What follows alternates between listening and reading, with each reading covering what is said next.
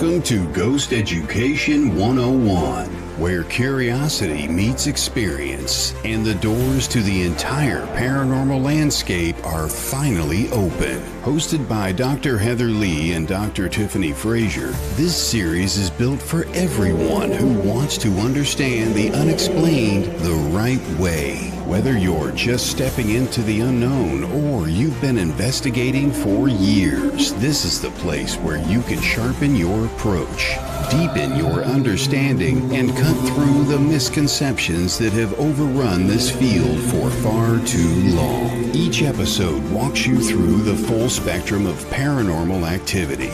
Classic hauntings, intelligent spirits, cryptids, elemental beings, poltergeist phenomena, and the modern challenges investigators face today. We break it all down. The science, the method, and the mystery, without dumbing it down and without drifting into theatrics. Grounded in research, history, and real-world investigation, Ghost Education 101 is your classroom, your laboratory, and your gateway into the most compelling unexplained experiences on record. Learn, question, discover. Welcome to Ghost Education 101. Now, here are your hosts, Dr. Heather Leigh and Dr. Tiffany Frazier.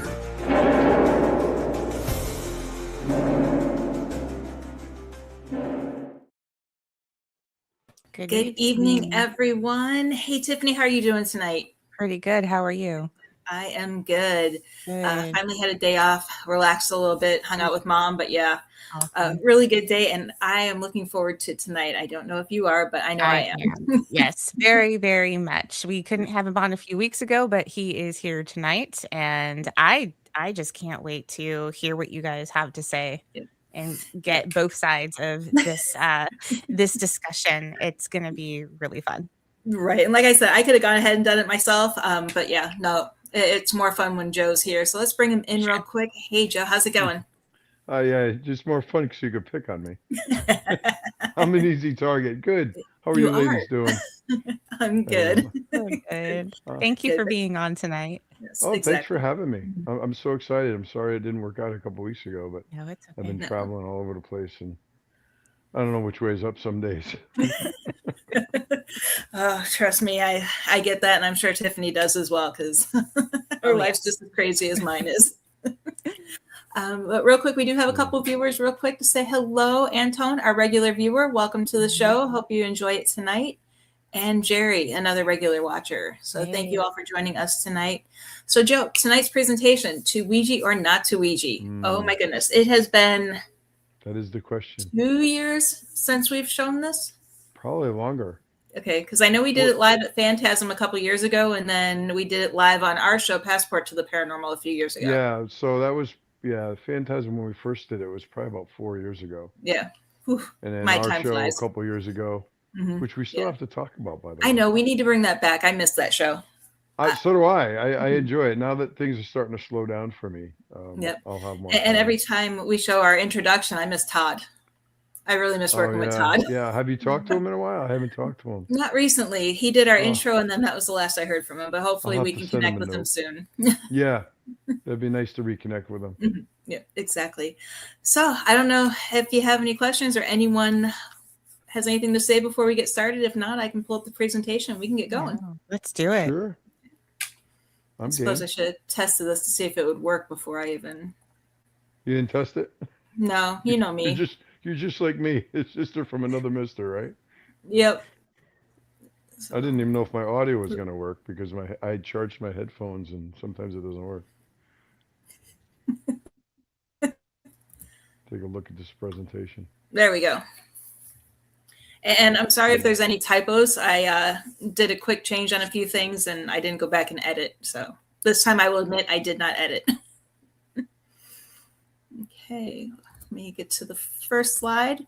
So essentially what I put together is just a little introduction about what this objectives of our presentation is. I know Joe and I both have two opposing views about it, and we all have our reasonings why, which we go into in this presentation. But basically it's to give you a foundational understanding, demonstrate the pros and cons of the use, as well as the dangers of the use. Also, I have scientific, cultural, spiritual perspectives, different case studies, and just a lot of things to think about when it comes to using a Ouija board. If you guys want to along the way, I know there's a lot to write down. There's going to be a lot to talk about. Go ahead and take any screenshots that you might need if you need any to reference back. But yeah, and also at the end, we have a fun little video that's not ours. I give credit to who it is when we get there, but also I have a list of resources if anyone wants to know for the pros and cons of using a Ouija board. And the world we live in, I have to give a disclaimer. The presentation is for educational and informational purposes only. We will present multiple perspectives on spirit board use, including the benefits and risks. This is not an endorsement or recommendation to go out and use a board. All participants must be responsible and for their own choices and actions, and the presenters, as well as Ghost Education 101 and the Warren Society of Paranormal Research, and what is Warren Society for Paranormal Research and Education is what we changed it to? Yeah, the Warren Society for Paranormal Research and Education. Okay. The education piece being very important. Yep. None of us will be held liable for any experiences resulting from use or any lack of experiences resulting from your use. Yeah, the education piece, ladies, to be honest with you, is, I certainly don't know everything and never profess to know everything, but I've been doing this work for 40 years. And the stuff that I'm going to talk about is just taken from my years of experience. Working with Ed and Lorraine Warren all those years from 1986 until their passing, and then my own experiences, so this isn't, a formal training. It's just stuff that I've learned through the years, and people could agree or disagree. That's fine. We can still be friends. No, we can't. If we can. I just, it's unfortunate that in the community these days, when people don't agree, that you get a lot of fighting and, fighting and egos and stuff get in the way. It's like, why? Yeah. There's no reason for that. And, my sole purpose of doing this work is to help people. Yeah. And I just want to jump in and my knowledge. Yeah. I just want to jump in and say I have never seen this presentation, but when Heather told me about it, I was so excited because I'm going to just mirror what you just said, Joe. I think in today's world, it is so important to remember that you can have different views and different beliefs and still be friends. Absolutely. So I'm so happy that you and Heather have put this together, because I think it's just one step forward in showing that, especially in the paranormal field, you can believe in one thing and not in another thing. That's completely fine, and still be friends and still, be buddies and work together and do a presentation and come together and to, most importantly, educate people. So I'm really excited and so happy that you guys were able to put this presentation together. Yeah, it's I appreciate that. It's long overdue. Yes. Yeah, a lot of tears went in and arguing, so that's why we split it up the way we did it. We don't argue. I know. We get I'm along just fine. Never. Well, all kidding aside, though, I've said this many times. It's like you have to respect other people's opinions. Yes. I mean, Heather we may agree on more than we think, but when we disagree on certain things, that's fine. I respect your right to disagree. And unfortunately, you don't hear a lot of that. It's like, oh, I appreciate your opinion. I don't agree with it, but I respect it. You don't hear people say that these days. Yeah. Not often anyway. I don't, but it's like, look, believe in whatever you want. I tell people, I'm like Fox News. I report, you decide. If you're not buying what I'm selling, you have free will. You can get up and walk out if you want to. I hope you don't, but I'm not going to be offended. Yeah, exactly. Yep. Okay, so just a quick little bit about us. Real quick, those of you who know me know most of my experience, but like Joe, I have many years experience in the field. My favorite part of it is linking history and science with the paranormal. I do hold a Doctor of Philosophy in Metaphysical and Humanistic Science with a paranormal science background, as well as I'm almost done with my paraanthropology. I just need to get enrolled for a few more. So I kind of made this before actually finishing that one. So that one's not quite done yet. I am the founder of Exploration Paranormal.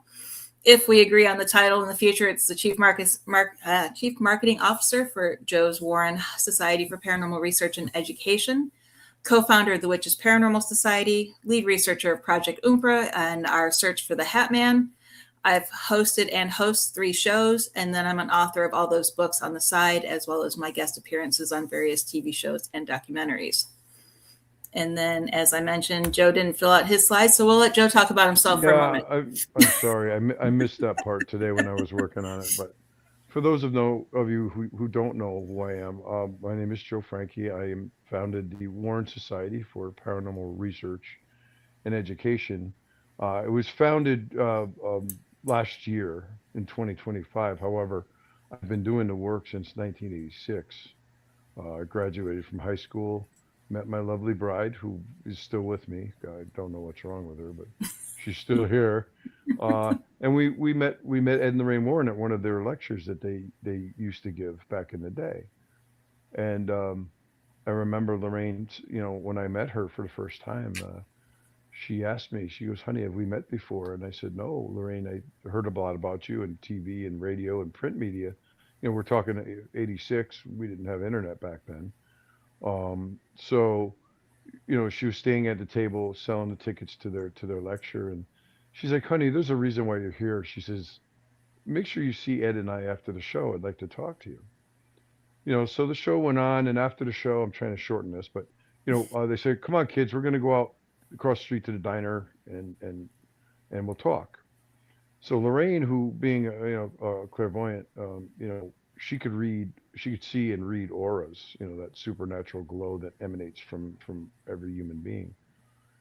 And she was reading my aura and she was interpreting it. And she says, "Honey, I can tell by your aura that you were meant to do this work." She goes, "That's why you came tonight."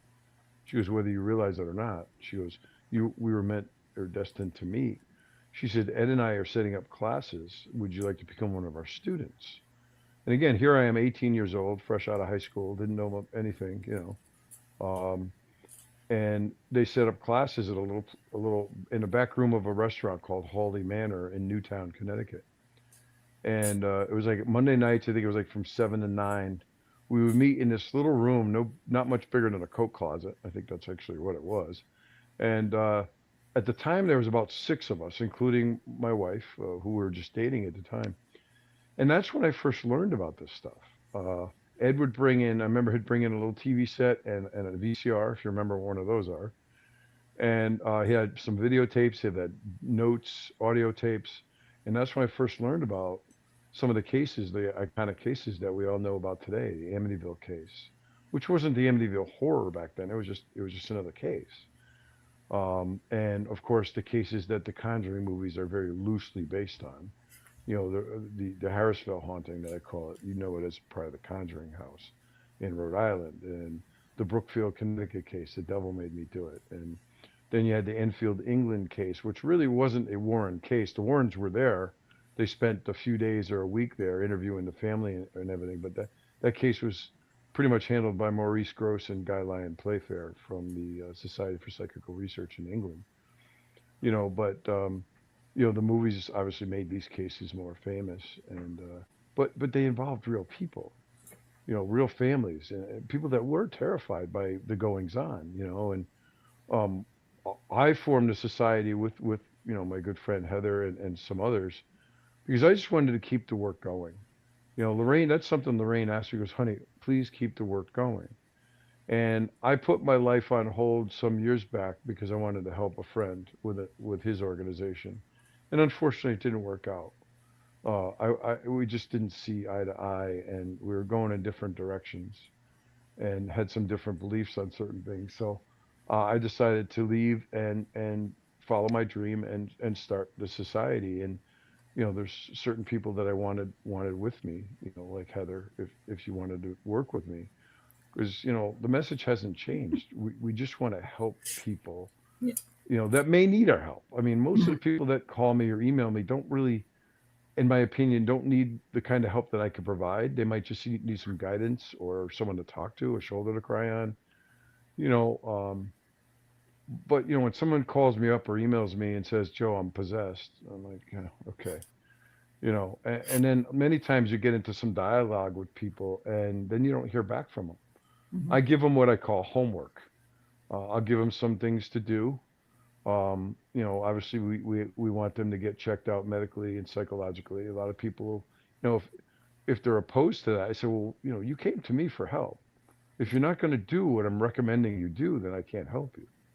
It's as simple as that. Many times, Heather, as you know, Tiffany, you probably know, you never hear back from these people. Yep, exactly. And that's fine. I mean, I might try to follow up with them. They don't respond. Sometimes you'll hear back a year later. I'm still having a problem. I'm like, well, did you ever do what I asked you to do, kind of thing. So I know I digress a lot, but so I've been doing this, work for quite a while. I studied, directly under Ed, who was, recognized by the Catholic Church as a layman demonologist.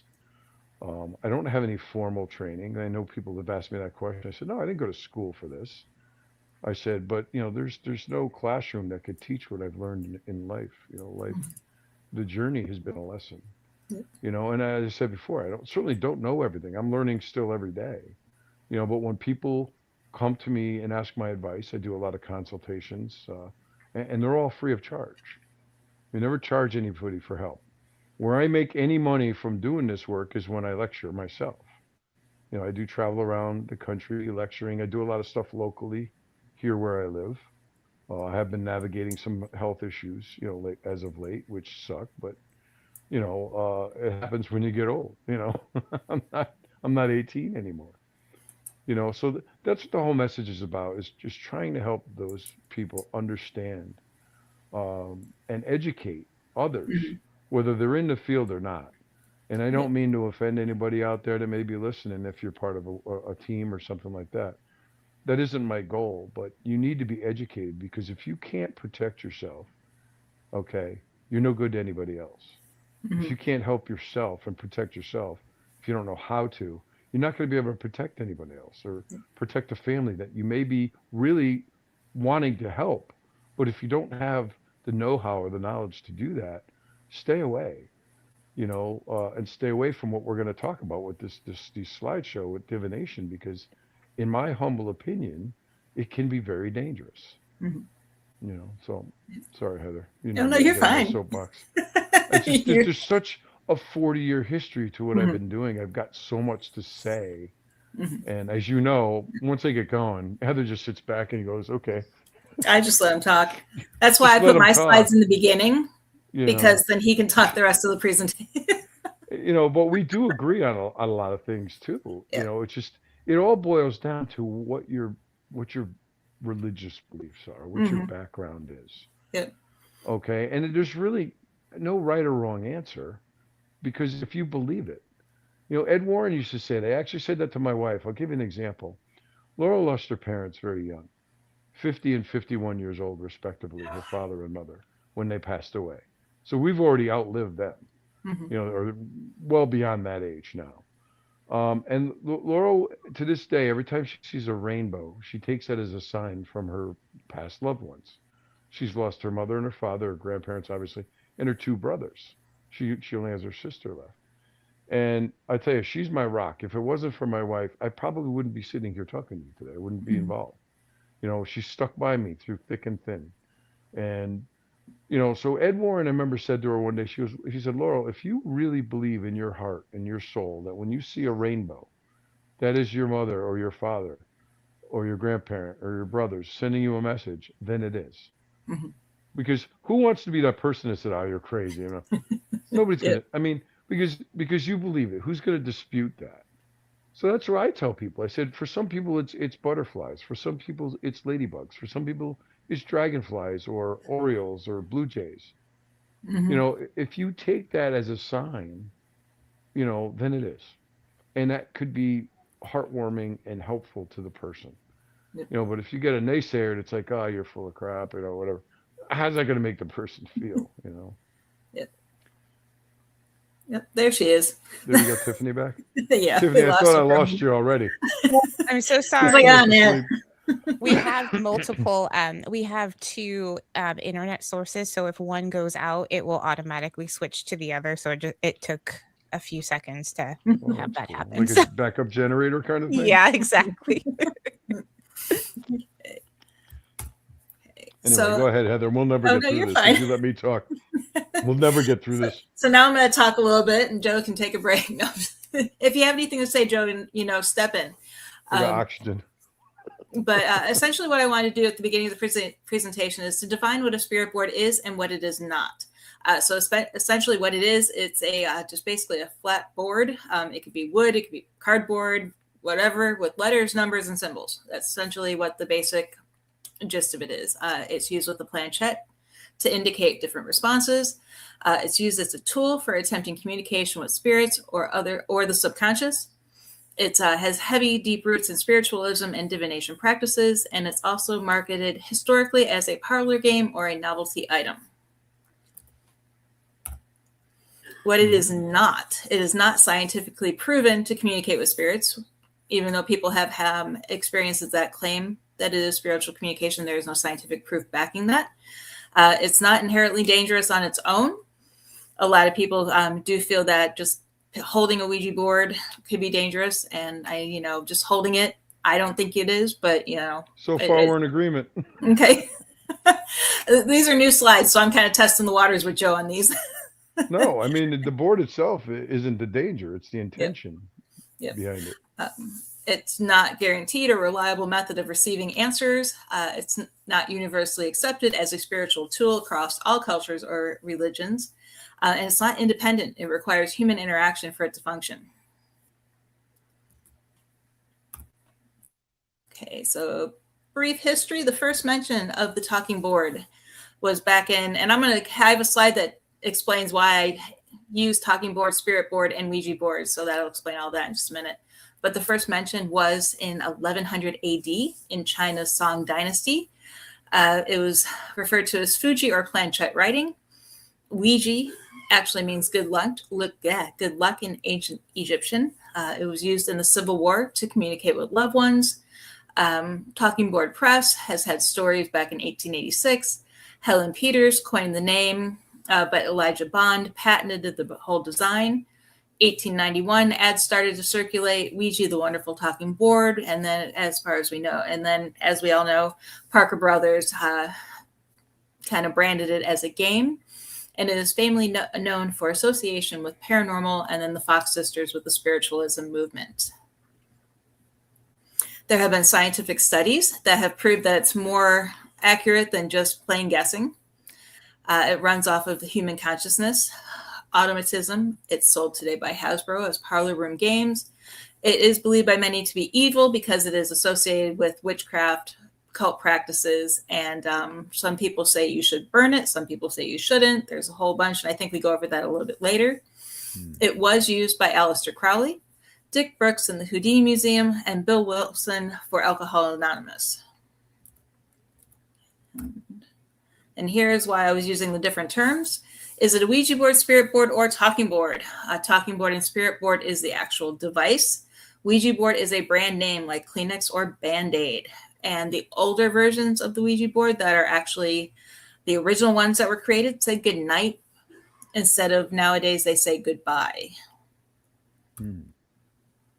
Okay, so how does it work?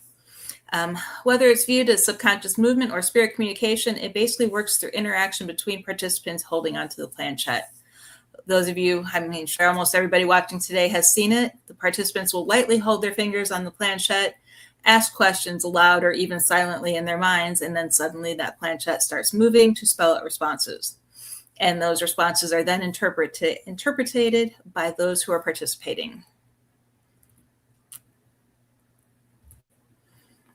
Okay, different theories. Spirits move the planchette. Spirits channel their answers through the participants to encourage them to move it. Self-manifestation of answers. Basically, your gut instinct is having you move it without you realizing that that's what's happening. Talking boards open doorways.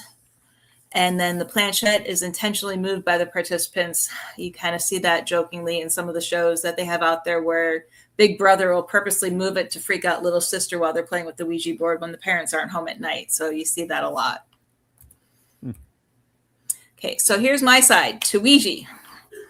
I personally think they're safe to use as long as you know how to use them. Don't use them when you're afraid. Don't show your fears. Hollywood makes the beliefs of spirit boards much worse than they really are.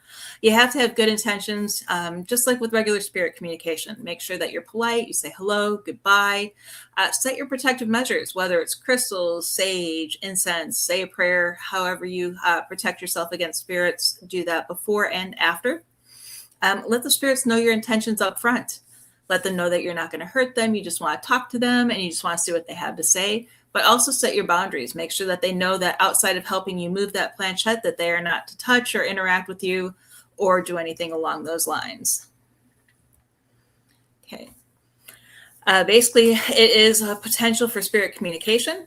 Helps you communicate with the unknown, gives your personal experiences a little bit more meaning. It encourages further exploration of the paranormal. It can also enhance group interaction. I know it sounds weird, and Joe's probably I can't see Joe right now because I'm on a different screen looking at the presentation, but he's probably shaking his head. But consider it like a group outing. It could enhance and bring everybody closer together.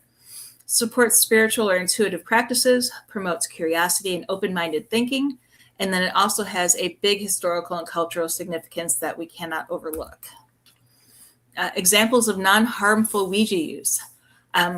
Many use it on a daily basis and have very uneventful sessions. For some, it could be positive or comforting, knowing that it's possible that their loved ones are reaching out and answering back to them. It's also used as a creative tool. Writers and artists have been using it for inspiration. That was the original ChatGPT when it comes to writing books. I know one person who actually channeled her cat and wrote a children's book out of it that she published.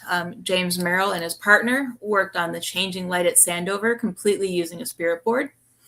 Parlor games are fun, basically used in research settings that show no danger when they're using it. And then group experiments in controlled environments go with no harm. And I mentioned earlier, but here's a little bit more on safety guidelines. Make sure you set those intentions clear. Let the spirits know, I'm just here to communicate. I'm not here to harm you. I'm not here to, X, Y, and Z. This is what I'm looking for. Basically make it calm, peaceful environment. Don't use alone. That's highly debated. I know several people who have used it alone, but a lot of people say safety in numbers. Set those boundaries, limit your session time. Don't go down the rabbit hole and be on it for hours upon hours. Make sure you set it and say, okay, I'm going to be done at this time, and close that session properly. One thing that I should have added here, but I didn't, is definitely do not use it when you are intoxicated or under the influence of any types of drug or alcohol. Protection tips, some things that I do and things that others that I know do. Ground yourself beforehand. Set those intentions. Use any personal or spiritual safeguards that you have, whether it's prayer, meditation, or anything. Cleanse your space afterward, and then just trust your instincts. If you feel uncomfortable, end the session. Get out while you can. Okay, Joe, this is you. Okay, Heather. Well, no, you made a lot of good points, and I don't disagree with all of them. But what I mentioned earlier, for me anyway, it comes down to my religious beliefs and my religious background. So I'll let everybody know right up front, I'm Roman Catholic, born and raised. I learned, I studied under Ed and Lorraine Warren, who were very Roman Catholic. So I'm approaching it from that aspect, but I have an open mind. And that's all I ever ask of my audience. So I'd have to, I wouldn't want to be hypocritical. I have an open mind about everything. However, Ouija boards, or talking boards, spirit boards, as I have learned and through my experiences through the years, are a form, a very common form of what we call divination. And divination is basically the act or practice of trying to foretell or foresee future events or gain knowledge of the future through supernatural means. And that could be many things. The Ouija board is just one. I mean, seances. Seances basically, in my opinion, are a Ouija board session without the actual board. You mentioned earlier, the board itself is just a piece of cardboard. Mm-hmm. It's all about the intentions. What are your intentions when you're using a board? You want to contact the spirit world. You know, as I'm somewhere in the program here, it shows, I think I took some clips right out of Deuteronomy from the Bible. That is an abomination to God, you know, because you shouldn't be messing around with things like that. So it's like, excuse me, when I tell people there's information that we seek and that we'd love to have, I'd like to have the 6 lotto numbers for Friday night's drawing, you know, but it's just not in the cards. There's information, again, in my religious beliefs that God doesn't intend us to have. God gives us all a very special gift. We all have it. It's called free will. And he wants us to use that free will for the good and choose him. Unfortunately, if you look at the world we're living in today, most people are choosing the other guy, the other clown. But, you know, the Ouija board, in my opinion, is a popular form of divination. It's a way of opening the doorway, hence the term doorway to the demonic, meaning that you can't, demonic entities, they're there. They're always there. They're ready to pounce. They're ready to enter your life, but they can't just do that without an invitation. And the Ouija board is divination, which is an invitation. You're basically cracking a door open and saying, come on in. But you don't know what you're letting in. So you may be under false pretenses thinking, using the board, I want to contact my parents. I'd give anything to have my mother back for 5 minutes, you know? But how do you know by using this board, or any means of divination for that matter, but how do you know, since we're talking about Ouija, how do you know that, you know, you may be getting answers that you think, oh, only my mother would know that, or only my father would know that, or whatever, only my loved one would know this information. And you may get information that is correct. But you got to understand, these forces, they're always there. They can't read your thoughts, but they can hear you. They can hear you when you talk aloud. All right? And, you know, they can disguise themselves as anybody. They're master manipulators and master deceivers. So they may give you information that you want to draw you in and gain your trust. That's why, when you mentioned earlier, don't use these things for a long time.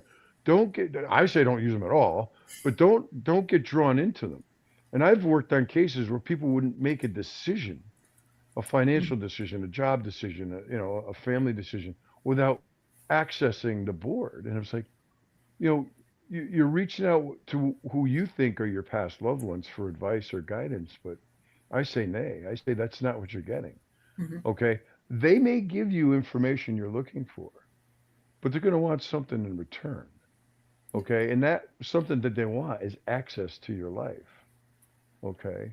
Now, people have said, well, Joe, I've used the Ouija board when I was younger or whatever, and I've never had any problem. I said, well, okay. I'm not saying because you used the board once or twice that you're going to have a problem, but why roll the dice? Why take that chance? I've also talked to people on the other side of the coin that have only used it once, and then their life seemed to fall apart. Can you attribute it to the board? No. No, we're never going to have those answers in life. Now, I ask this question to my audience all the time when I lecture. I say, if anyone in my audience here were given the opportunity to know the date, the time, and the manner of their own death, would you want to know that? And I'll ask you, ladies, would you want to know? If you knew the date and time and the manner, like tomorrow at noon, I'm going to get hit by a bus, you know, and believe me, I just asked this question when I was in Florida at MegaCon a few weeks ago, and I had 2 or 3 people raise their hand. I said, okay, I respect that. I wouldn't want to know. You know, like I said, there's things in life that, you know, answers we'd love to have. I mean, I wish I could foretell the future, you know, but we're not meant to have those. You know, it's for God to know. And I take caution when I talk about other forms of divination because I do include mediums. And I got a lot of good friends of mine that have very talented mediums, and Lorraine, of course. But even that's dangerous. And I tell them, please, you know, protect yourself, ground yourself, do what you got to do, you know, and sometimes messages do come through and they're real messages. All right. But I call that a miracle. All right. That's a gift from God. If you're getting a message from the other side that is a true message from a loved one or whatever, that's a miracle. But most of the time they're not, in my opinion. You know, I'm sorry, Heather, you can go to the next slide. I just didn't know when you wanted me to move forward. No, that's all right. That's right. So We talked about the divination. It's a very popular instrument. Intention and free will are the key. I've already talked about that. We all have free Mhm. will. All right. I choose not to use them. I remember my aunt, when I was maybe 10 or 11 years old, my aunt gave us a bunch of stuff when she was moving, a bunch of board games, Monopoly, Payday, whatever. And one of them was a Ouija board. My mother grabbed it and said, no way. She threw it right in the garbage. I didn't even know what it was at the time back then, but she's like, no, Mhm. no, no, we're not having this in our house. So I've educated myself about the board. I mean, I love the history that you've done, Heather, because Mhm. I knew some of that stuff, but not all of it. Um, so this is where the education part comes in. Educate yourself. You got to know the ways of your adversaries. I remember Ed Warren once said to me, he goes, you know what, Joe? He says, the devil knows who we are, and he hates us. And he doesn't hate us only because we're children of God. He hates all of us because we're all children of God. And in my opinion, we're all brothers and sisters in this world. We don't treat each other as such, but he said he hates us. He said, but he hates us because we're willing to stand up to him and spit in his eye and say, not on my watch. You Mhm. know, it's a very terrifying thing to work on a case where there's actually a demonic entity involved. Okay. And there's very few people out there that can say that they have. And I know a lot of people may get mad at me for saying that. I don't care. I'm tired of people, the fraudsters out there that say, oh, I worked on 6 demon cases. No, you didn't. All right. Chances are you didn't, because you would know it. Oh, I got scratched by a demon. It just, okay, and just, okay, great. And just move along. Mhm. It's not something to romanticize. When you're working with someone that's being terrified by something they don't understand. A lot of times it's nothing. I always tell people look for a natural explanation, not just take the nuclear option, go to the supernatural. I said, you're hearing scratching and growling noises or whatever. Well, maybe you got rats or raccoons or something. And we've had cases where they've had squirrels in the attic or something like that. Try to find out the source of it before you think, oh my God. Because that's kind of how it started out with The Exorcist, which I was going to talk about in a few minutes. But you start hearing these noises that you can't explain. Well, try to find an explanation before you just say, I got a demon. Everything's demon these days, or exorcism, or whatever, because people romanticize those words and they think it's fun and it's cool. It's not. Mhm. Okay. Um, so anyway, what makes these things worse is if you have, I'm trying to read here, small print, but if you have a medical or psychological affliction, such as a history of physical or sexual abuse in your family or with yourself or a loved one, so a form of psychosis. For example, there I'm talking about. Do we know the case about Annalise Michelle? The Exorcism of Emily Rose. Many people attribute it to the movie, which was very well done, by the way, in 2005. It was very well documented. Well, Annalise Michelle had a form of temporal lobe. What's the word for it? Some form of schizophrenia, epilepsy, I think she had. So she had what we call like a soul wound. She was a weak link, so to speak. So she would be a target, even though she was a very strong in her beliefs, very holy Catholic girl, came from a very holy Catholic family. That doesn't mean you're protected, you know. Um, but it could be anything. It could be anxiety, depression, a history of drug or alcohol addiction, pornography. And I don't say that to be funny. You know, in my belief, pornography is an addiction, and any addiction such as that you hold dear, okay, is kind of an abomination to God because it goes against the first commandment: "Thou shalt not have any false gods before me." It doesn't have to be a god idol. It could be money, sex, power. That you know um, seek and feel is more important in your life than God. And believe me, I'm no holy roller. I don't go to church every week like I should, but I talk to God every day. Talk to God. I talk to my parents. I talk to Ed and Lorraine. Yeah, I talk to them every day. And I actually almost get in arguments with my parish priest about this because he's like, Joe, I don't see you at church every week. I'm like, I'm sorry, Father. I don't have an excuse that I'm not in this building once a week for an hour or an hour and a half, but God is everywhere. I talk to him all the time. I have a relationship with him. If I didn't, I wouldn't be able to do this work. I'd probably be dead by now. Like I said, I'm navigating some serious health issues right now. And I say that only because people got to understand, I'm not saying that my health issues are due to the work I've done, but how do you know? How do you know that I haven't been exasperated by the work? I mean, Ed Warren had heart problems. Ed Warren went down. He was down for 5 years before he succumbed to his injuries, to his health issues. And Lorraine loved him dearly and cared for him round the clock for 5 years before he passed away. God love him. You know, so I'm not saying that, my heart condition or my liver condition has anything to do with this work, but it could. Okay. Demonic entities cannot kill a human being. They could beat you up. They can make you suffer. They could put you through a lot of pain and suffering. Look at Annalise Michelle. She passed away because she died of dehydration and malnutrition. Okay. They can help it, but I don't believe, that God would allow, them to kill a human being, one of his children. But in saying that, these things are on a very short leash too, because they have to answer to their creator. Demons are angels; they're just fallen angels that rebelled against God. So, anyway, let me get back on point. Traumatic events and generational curses. All right, Heather, I don't know if you remember the case some years ago when we were part of the other organization. The woman, I think she was in Oklahoma, who had an issue where her mother and her grandmother before her were into witchcraft, black witchcraft, and Ouija boards, and so was she when she was a teenager. And there was one day that we were on a call. I don't think you were on this specific call. It was Father Ken and myself, and she'd always sit in the dark, and her face would be illuminated by her phone or her tablet, whatever she was using. And I remember one day before Father came on, we had talked about it. I said, make sure you don't have your collar showing. So he had put a shirt over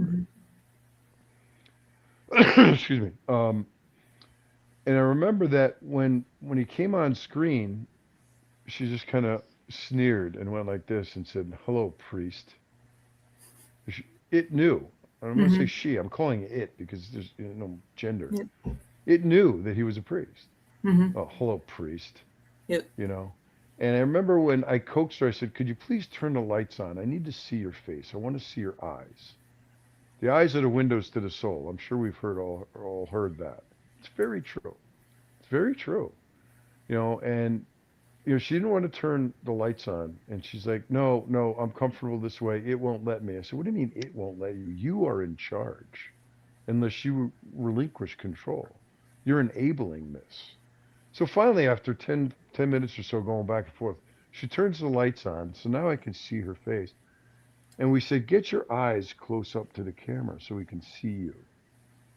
And as God is my witness, we saw 2 sets of pupils looking back. Yep. Very scary. I'd never seen that before in my life. And it freaked me out.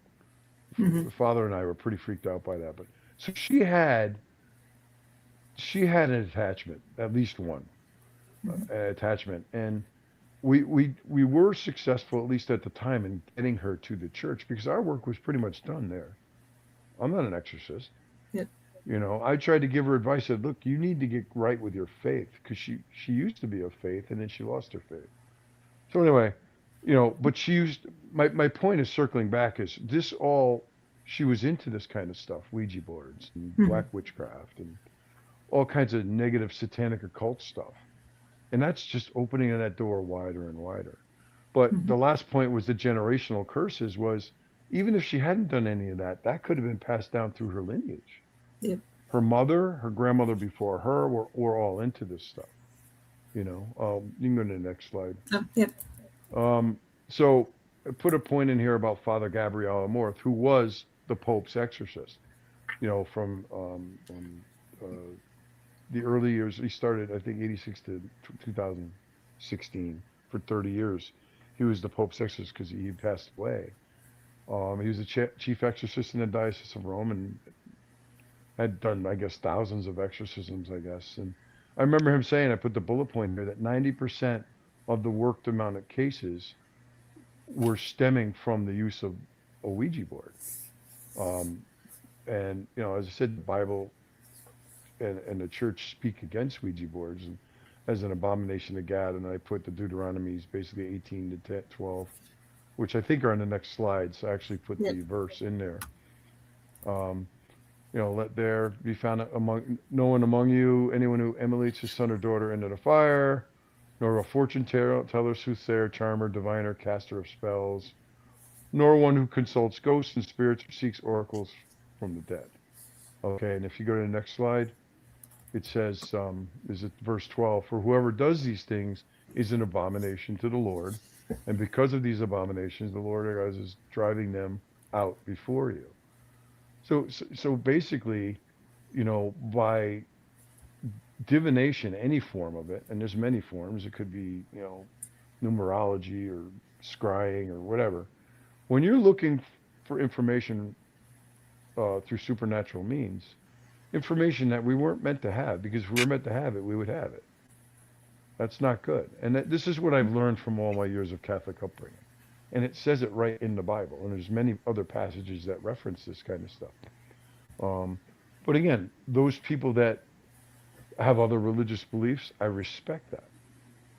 We've talked about this at length, Heather. It's like if you believe they're safe and you can protect yourself, God bless you. I'll pray for your soul. But for the people that don't know what they're doing, it's not good. It's like, oh, what are we gonna do? It's Friday night, it's raining out. Let's break out a board game. Let's pull out the Ouija board. Why? Grab the Monopoly game. Why roll the dice and take a chance with that? I have a friend of mine who sometimes comes to my lectures and I ask her to speak. And she was in college and some of her friends would mess around with the Ouija board and she got scared. And she said one day she just excused herself and went in the other room. And she said a couple minutes later they're calling to her saying the board's asking for you by name. It was spelling out her name. Now, it freaked her out. Now, I don't know if they were just messing with her or not. I'm just saying she believed it. That's how the story goes. Yep. And I've heard many stories like that. We had a case in Danbury, Connecticut that I think I referenced in one of the bullet points where these kids were college kids, same kind of thing. And they got so involved with this board that they wouldn't make a decision. They'd all huddle around the living room table with the board and ask questions. Am I going to pass finals? Am I going to get a job after college or whatever? Am I going to make it into grad school? And they would get various answers, but then things started to turn dark. And then they started to have physical manifestations in the home.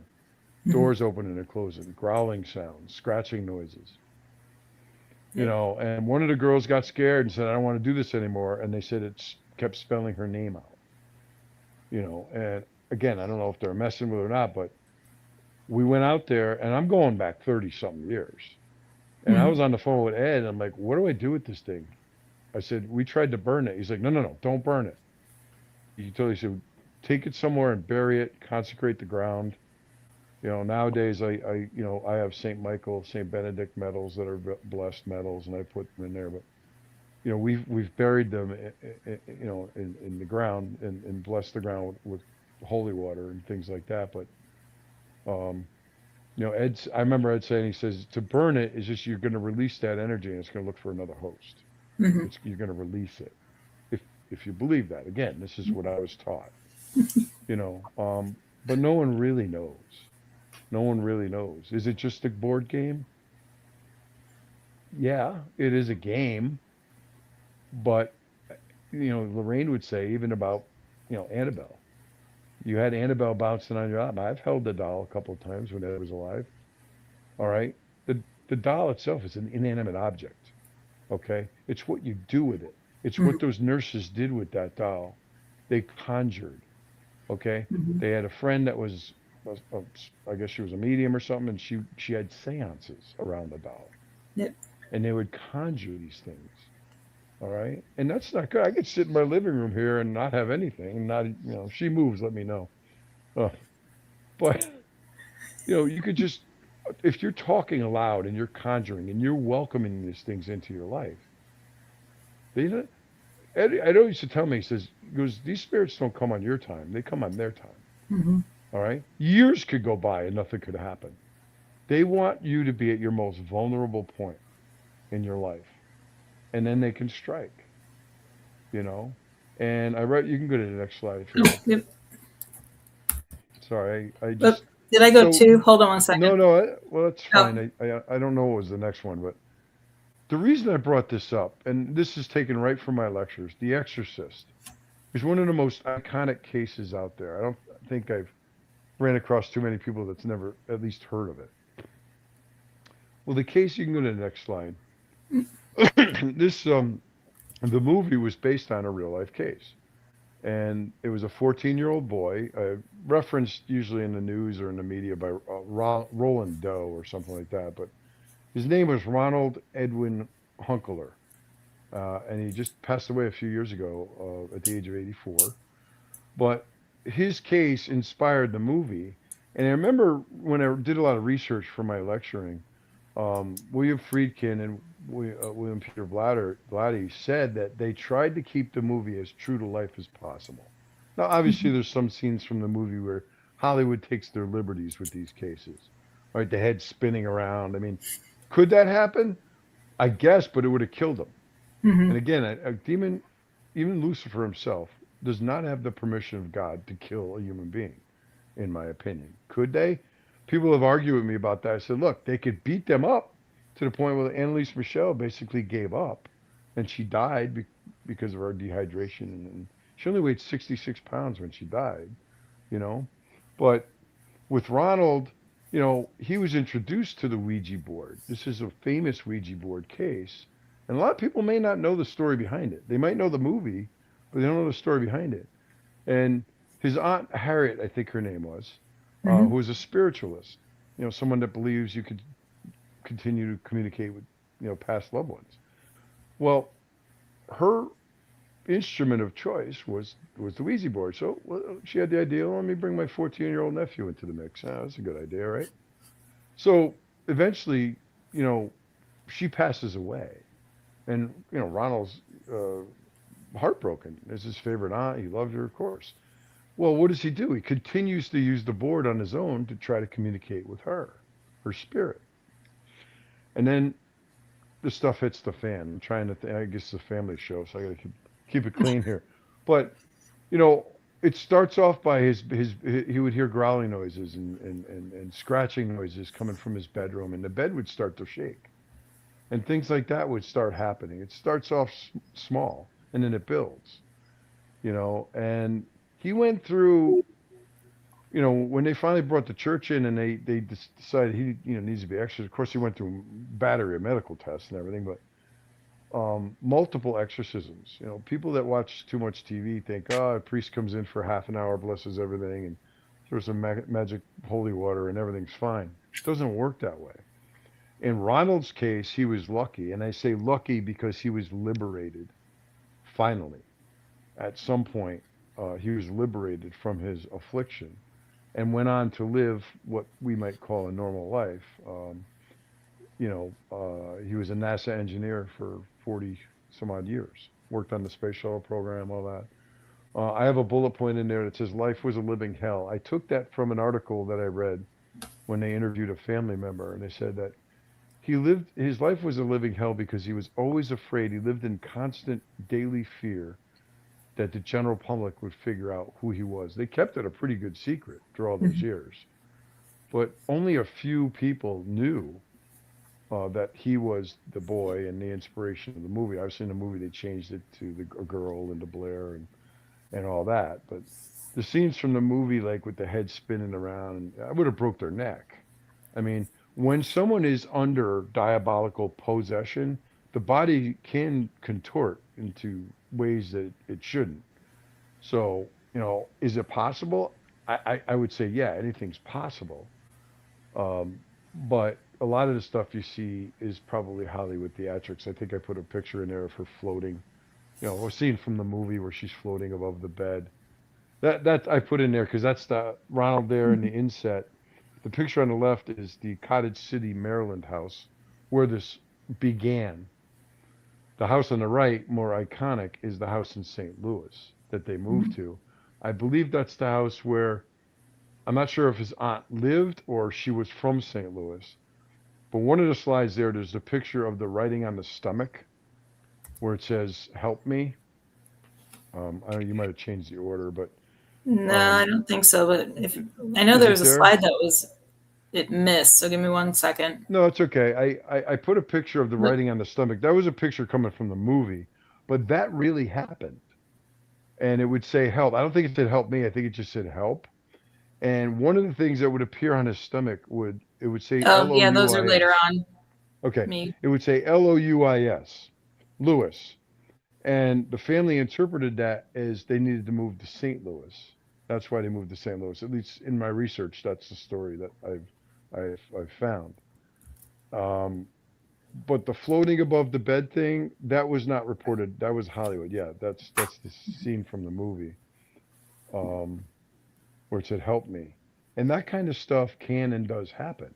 There'll be marks on the body. You usually have scratches, and they usually come in threes, which is said to be an insult to the Trinity. A lot of this stuff will happen. It can happen anytime, day or night. But as in the case of the Amityville, things seem to happen around 3 o'clock in the morning, which again is an insult because Jesus died on the cross at 3 p.m. So 3 a.m. Depending if you believe that, you know. These other slides here I just put up. There's different stages of demonic possession. I added one of my own, vexation. Possession doesn't happen overnight, and it can only happen with your permission. Okay, and that's, you can have any one of these stages and not go to full-blown possession. But there's a lot of people out there, some of them that have attachments. People that I was close to, they have demonic attachments. I've seen them. You could see them if you look in their eyes and these people. I've seen them. They'll deny it all day long. Of course they're going to deny it. But they've got attachments, and you could tell because the way they change, the way they act, the way they speak. All right? They're not the person that you once knew. And these are people that this happens because they're in this work. But they're also people that are in this work for all the wrong reasons. They're not here to help anybody. They want to be on top of the Google search. They want to be the first one that comes up. All right? They want fame and fortune. They want to go all these paracons and look at me, and look at me. I don't give a crap about that. I want people to know who we are so that we can try to help them if they need it. Okay? If my phone's not ringing, I'm happy. All right? I got enough issues. I'm not ready to grab, Mystery Machine and grab Scooby-Doo and run in. I did that in my youth. All right? And these people with these glasses and these goggles and stuff. Look, I'm not knocking the people that like this stuff and want to do it. But you got to be careful because you're opening doors to things you can't possibly comprehend. Take it from somebody that knows, that's lived this. It's scary. It's unhealthy. It could be very dangerous, and it could be passed down from generation to generation. All right? If you have a family, if you have children, you're putting them all at risk. All right? And I'm not trying to get off topic, but like I said, the Ouija board is one of the most popular forms of spirit communication. And again, in my humble opinion and in my experience, I found it to be very dangerous. But getting back to these bullet points, you got vexation, which is basically an annoyance. You're sitting there in the morning having your morning coffee, and your coffee cup goes flying across the room. Would you consider that a paranormal event? Probably. What does paranormal mean? Paranormal basically means that which defies scientific explanation. Unless a tornado just went by, why would that cup just fly across the room?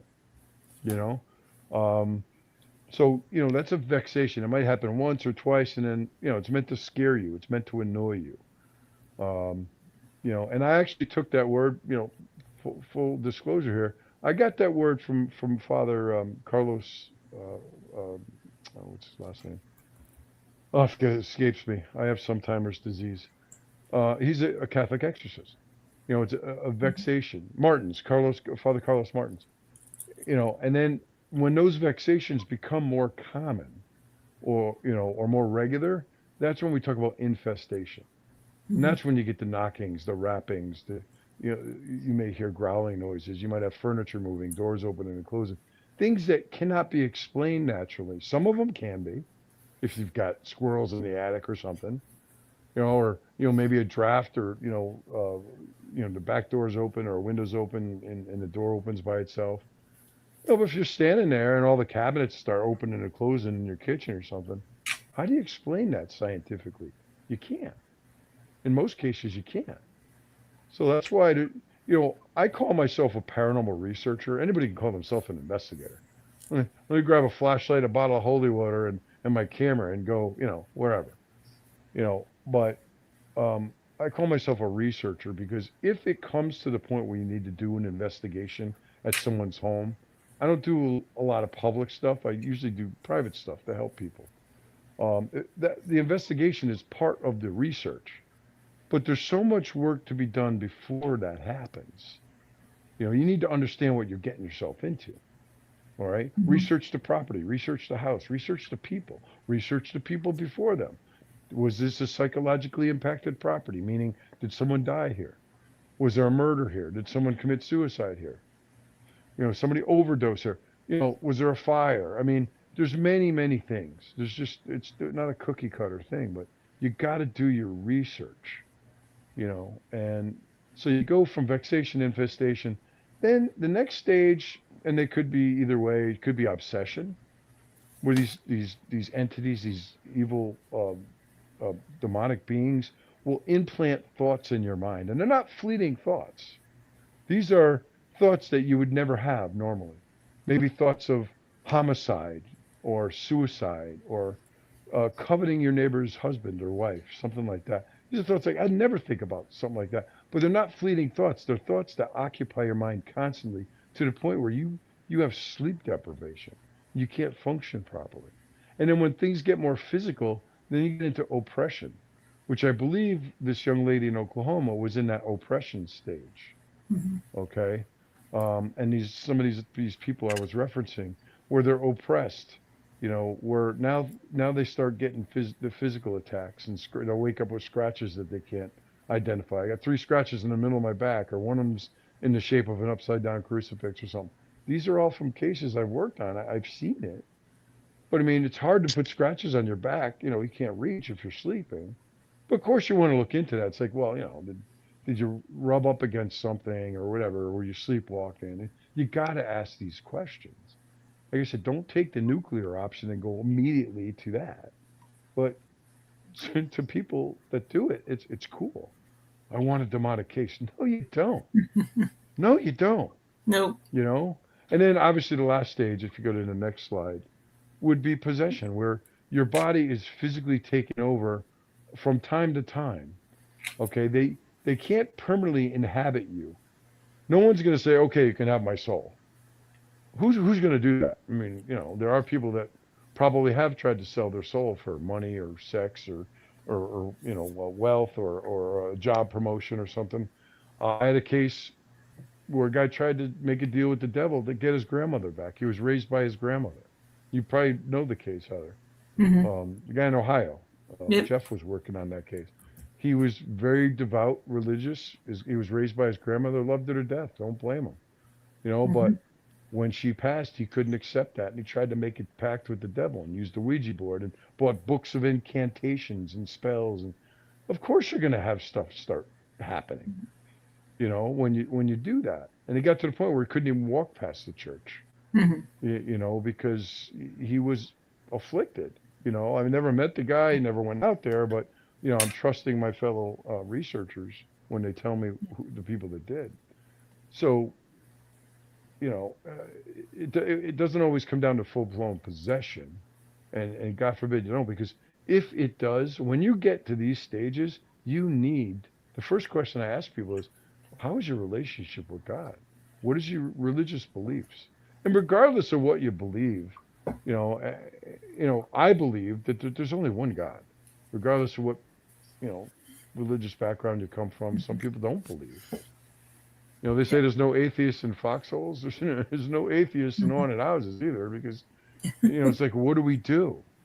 And people come up to my booth. I do have items that I offer to the public, spiritual items for those who are of faith, things like rosaries and holy oil and holy water, and they're all blessed items. And I catch flack for that too. We're not supposed to Hmm. sell blessed items. I'm like, well, tell the Pope that.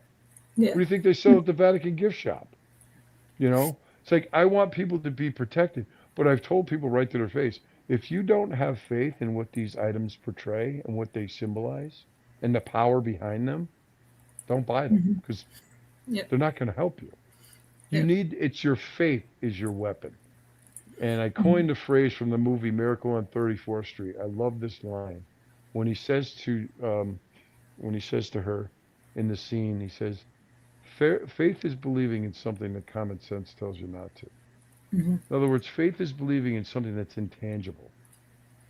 All right. You have to believe that it exists Hmm. just because you can't see it. You can't touch it, feel it, taste it. Doesn't mean it's not there. Look at Hmm. air. Air is all around us. It sustains life. We breathe it in. We couldn't live without it. But can you see it?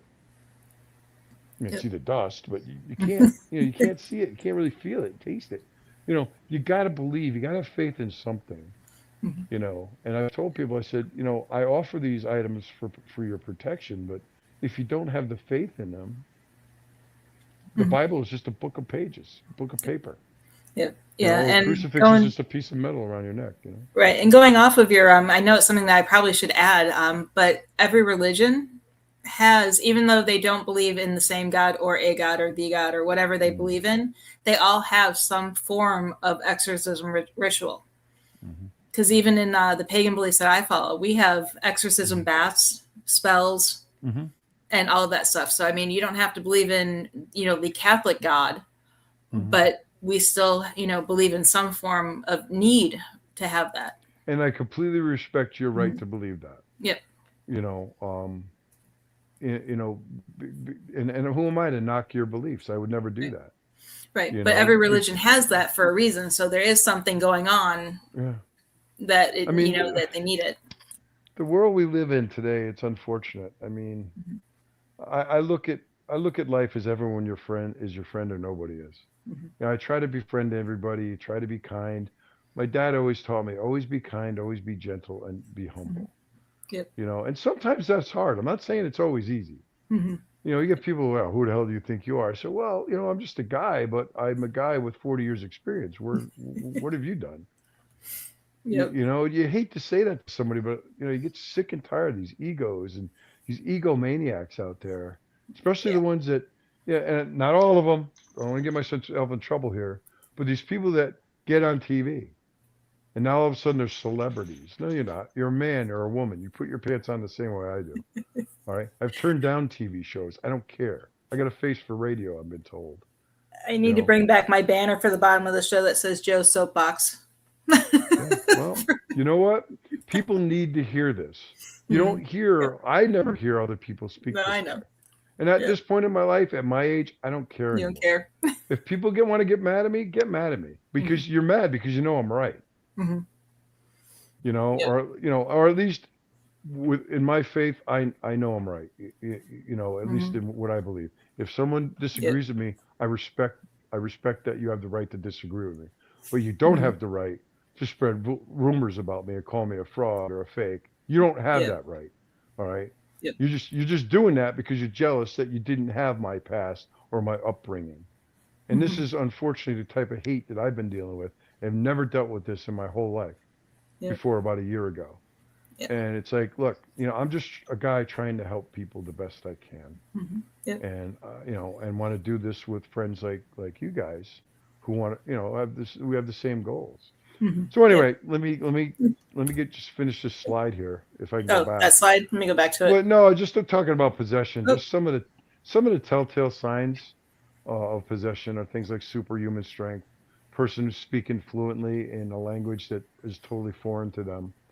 Some languages I've heard through stories could be a 1,500-year-old dead language, Mhm. that hasn't been spoken for centuries. Um, an inordinate aversion to holy places or holy objects like rosaries or holy water. All right. Now you're not going to have that aversion if it's just plain water, but these things know the difference. These things will know if you flick, holy water on someone that has an attachment, they're probably going to have a reaction. But if it's just regular water, they won't. Knowledge of unknown events. Like I said, they'll know if you got a grocery list in your pocket. It's going to know exactly what's on that list. It'll know everything. And then changes in facial features. I've seen exorcisms and obviously seen some videos of stuff where the facial features actually changed. The Maurice Theroux case, his eyes turned into serpent's eyes. You've seen that video, right? Yep. Yeah. I mean, there's no denying it. I mean, that it looks like a snake, his eyes, and they change, and a cut opens up on his head, and he drools out of his mouth, this clear drool, and it hits his white shirt, and it turns into what looks like blood. These are parlor tricks, and they're designed to scare you, and they work. And they work. But circling back to the Ouija board, where I'm trying to tie this all in is, based on research and some cases I worked on, is that's how the door got opened. Is using the board or something similar, seance, things like that. I don't know. I think that was all I had. Yeah, I just threw that in there for shits and giggles, but levitation is very rare. Levitation is very rare. But... And then the other Ouija board cases, you had a couple of cases that you worked on, I'm sure. Yeah, we had one in Vegas that it started where the daughter was dabbling in witchcraft. The mom, who was Catholic, was like, oh, okay, I guess, I'll do it with my daughter kind of thing. I'm not going to let her do it alone. They did it. And next thing they knew, they were having paranormal activity. And that was the case that I was physically attacked. And also the case where the investigator that I was with lost track of time and his eyes went solid black. And so that was, I think, my scariest case. That was from a Ouija board case, right? Yes. Yep. So I mean, some of the stuff I'm spewing, you got to have some belief in, right? Oh, I do. I'm not saying I don't believe in it, but yeah. I mean, I know you believe that sometimes, if you know what you're doing, they're safe to use. Yep. Maybe they are. Like I said, I have an open mind about that, but my safety is just to not use it. When people ask me about it, I'm like, don't use it. I'll get you to use one live in an event one year. I get people like, oh, Joe, I collect them, but I don't use them. I just collect them. I'm like, yeah, but you collected one that's 100 years old. How do you know what that thing's been used for? God, I'd love to have one that's 100 years old. I mean, secretly maybe I would too, but I'd have some reservations. Yep. I wouldn't want to bring something in my house that had something attached to it. But again, like I said, with the doll, things like that, you have to conjure these things. Yep. Like the Annabelle doll and Robert the doll, and God would not allow a human spirit to inhabit an inanimate object. Yep. In my opinion, but they can be manipulated by human spirits. Somebody can knock her over if they want to, but if she jumps up and starts dancing a jig. Yeah. At least we're recording. At least we're recording, right? But I put Annalise Michelle with a question mark and Annabelle with a question mark because I'm not certain if Ouija boards were used in these cases. I want to be full disclosure. But with Annabelle, we knew it was seances, which in my opinion isn't much different. You're just not using the physical board. And then again, maybe they did use the board during one of the seances. I don't know. I was 2 years old when that case happened. It was happened in like 1970, 69, 70. I wasn't there. But the Danbury case I referenced earlier, and then the Brantford case, really quickly started in East Haven, Connecticut, which was a town over next to it. And we worked with the family, and the family ended up moving and selling the house. They were doing it anyway, but largely due to the activity. And I told them, I said, let me know if you have any problems because this can follow you. Because if it's attached to you, leaving the house isn't going to help you. Well, when they moved, I guess the daughter, who was a teenager at the time, like 14, 15, somewhere around there, maybe 13, she was into this stuff and she was hiding it from her mother.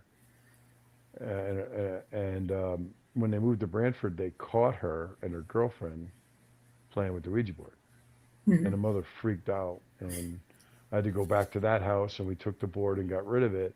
And we got the girl some help. And now she's, God, that was in 2011. Now she's probably my daughter's age, 20. My girls are 27 come Sunday.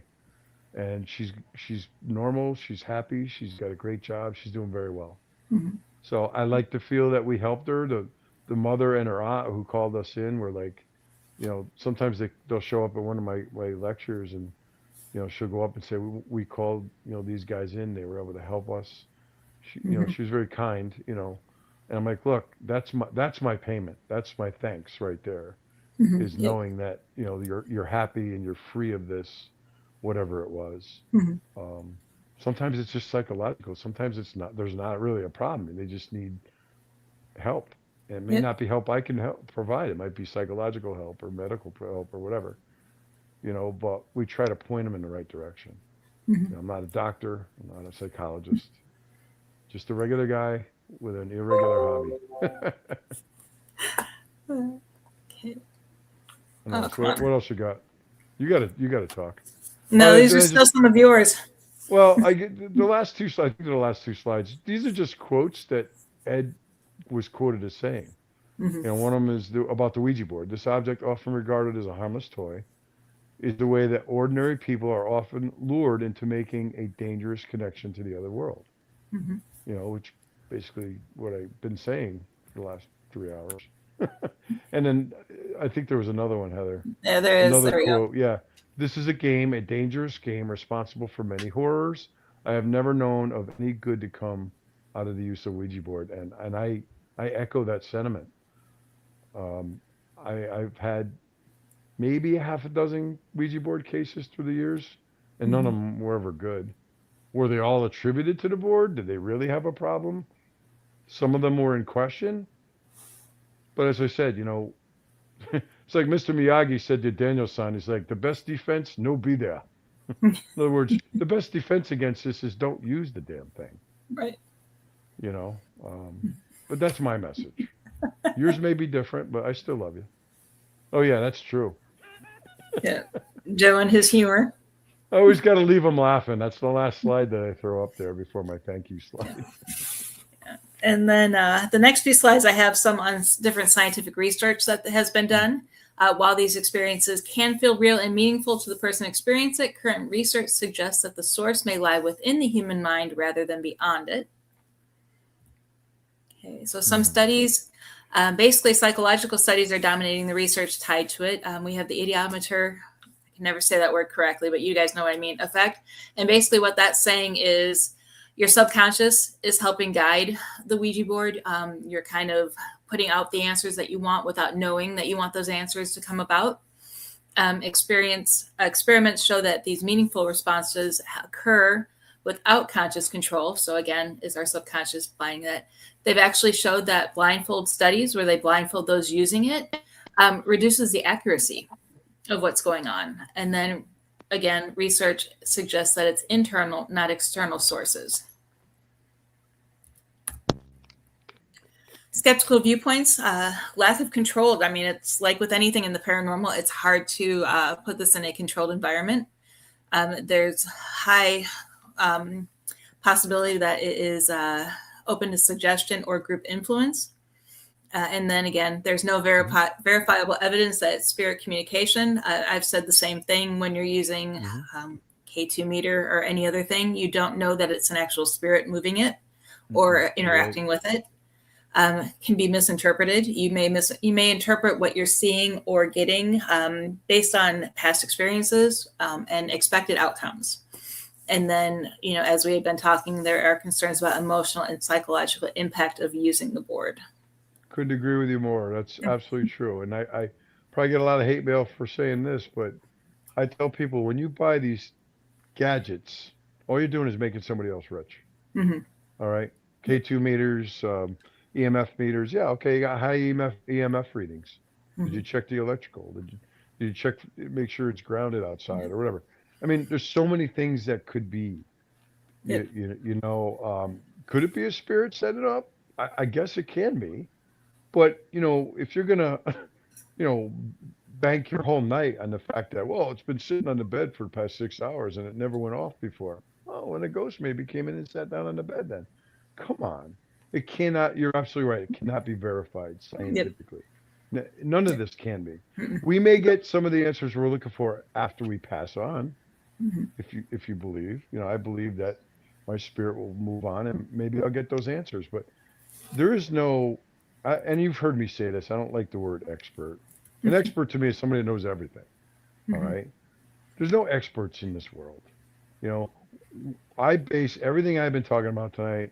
I base all this on on research, so scientific when I can, and experience and theory. That's all it is, But if people want to believe that when their K2 meter goes off, that there's a ghost there, well, God bless you. I'm not trying to, rain on your parade, but people spend hundreds and sometimes thousands of dollars on equipment that is unproven.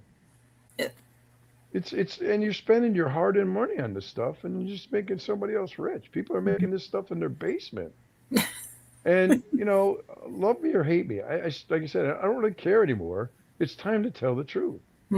Yeah, exactly. I just don't know. This is not an exact science, and I could be totally off base on a lot of stuff I'm talking about. I don't feel that I am, but after all these years, I think I know a little something. It's just I hate to see people say, "Oh, I bought this newest gadget that just came out." And I hear some. I don't know if you know about these goggles people are using, ghost goggles, and like, oh God, God save the Queen, ghost goggles and all this stuff, whatever. Oh yeah. Go have fun if you're enjoying it. I don't want to rain on your parade, but that's not something that I take seriously. Yeah, and we do have some comments in there that we will get to later, but I just want Anton posted that he mad agrees at me with now. Joe. No, we haven't said where to send the hate mail yet, so we're good. Well, give my address, whatever. I mean, look, I'll debate this with anybody, but you're allowed. Look, you're free to believe whatever you want to believe, and be happy. I'm not saying anybody's foolish for it. I just hate to see people spend their money on something that can't be proven. But exactly. And when you're out there looking, you're going into these abandoned buildings and graveyards and these old schools or insane asylums. I'm more worried about your physical safety.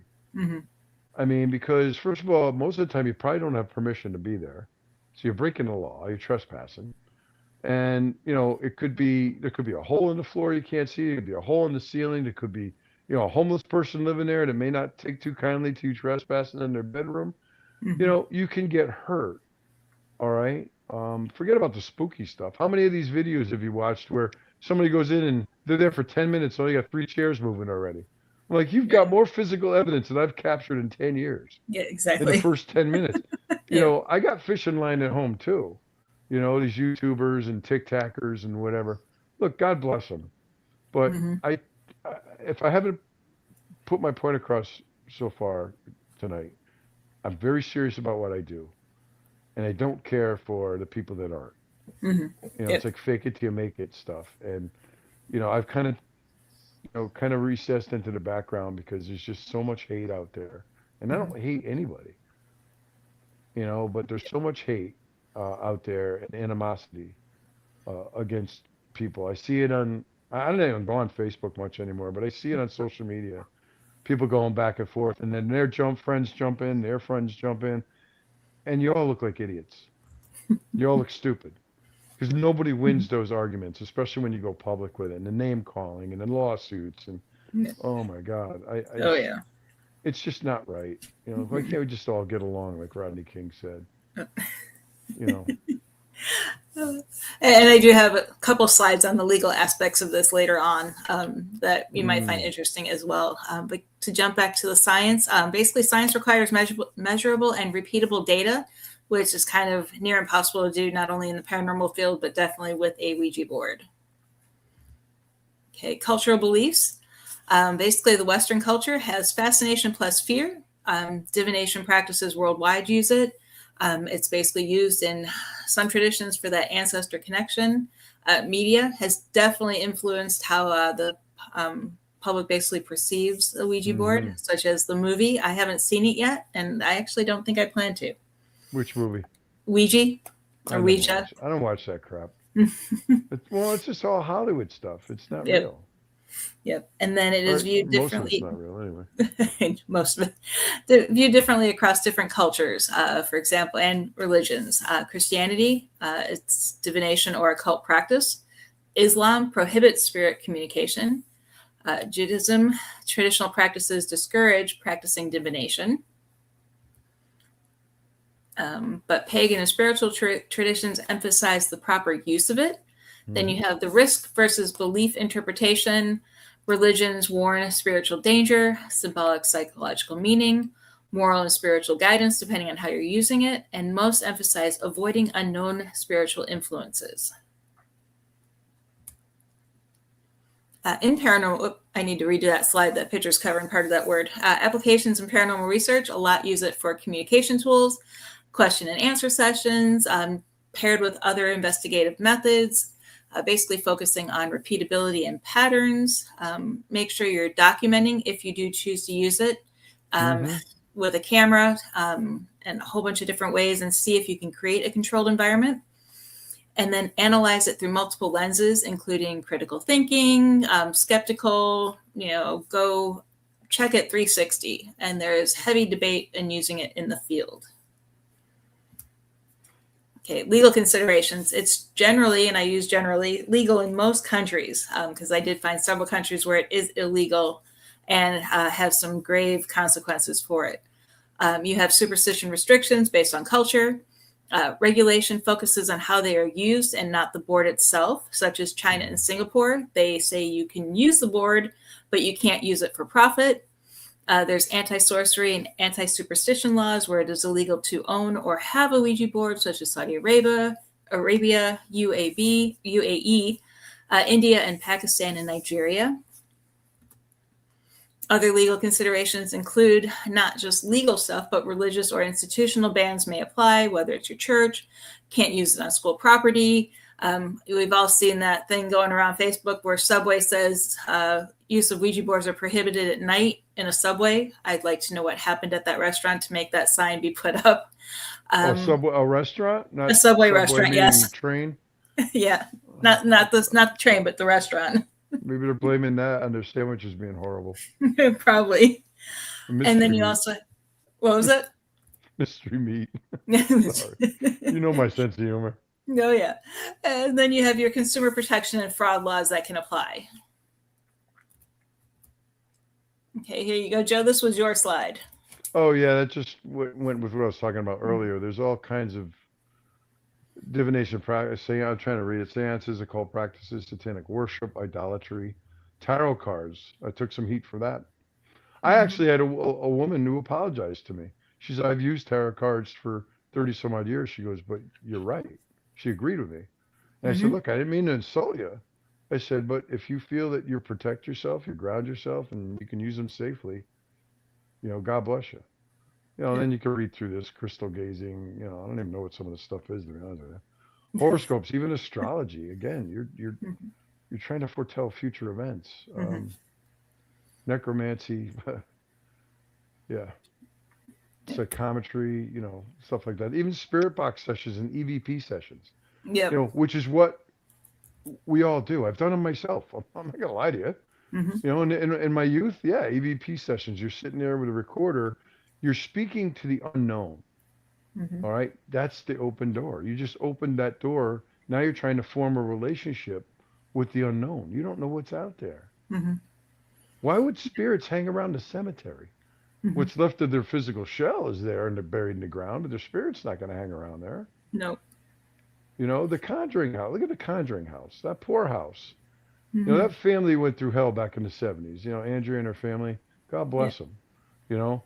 However, Bathsheba Sherman, well, from all my research, tells me she was a pillar in the community. People loved her.